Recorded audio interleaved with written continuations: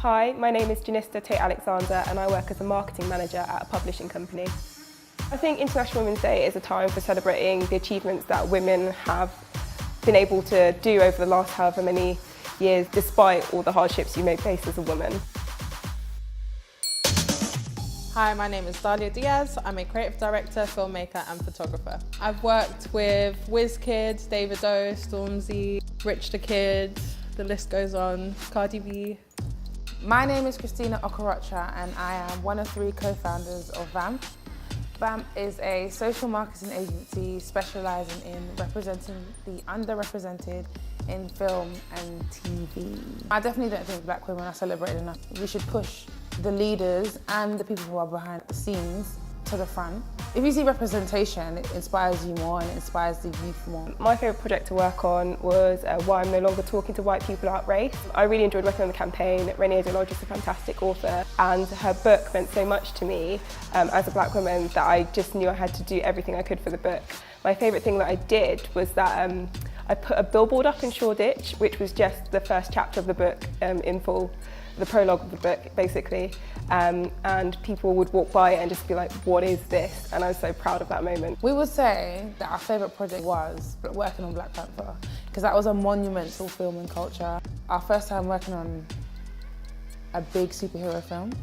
So yeah, it was just like, even just thinking about it now, I'm just thinking about how amazing it was and how much we learned. Probably the twerk video that I just shot. That was definitely like my most fun shoot to date. I feel like with anything you do as a creative, you're always going to get a different perspective or sometimes negative comments. With the twerk video, I just took the negative comments as, okay, maybe this person didn't exactly understand what we was aiming for in the video, but I believe that it wasn't degrading in any form, as it was, like I said, a women-only set in terms of the girls on screen. It wasn't like they was dancing for men or anything like that. It was very much about girls being around each other, having a good time, and just doing what you would usually do, even in the comfort of your own home, but showing that on a different scale, as well as empowering our culture and black women. When I arrive to set, people don't usually know what my role is and they ask me what I'm there for, and when I tell them, they're quite shocked. And that's something I believe that should change, and we should get used to seeing more female directors and creative directors and just women doing different roles. Working with black women, especially working with friends, it's been very warming, I would say. I don't know, it's a weird word, but it's kind of like we can share our experiences and we can really talk about them. Anytime something happens to us or we go through like a turbulent time, we just literally just speak to each other about it and we can be open and honest because we have shared experiences. I think a lot of people, no matter where you work or who you are, will have misconceptions about you, and that is especially true working as a black woman. I do think you have to guard yourself against the expectation that you might act or talk or be or love certain things, and all you can really do is be 100% yourself, and people will come to that and people will have to respect that.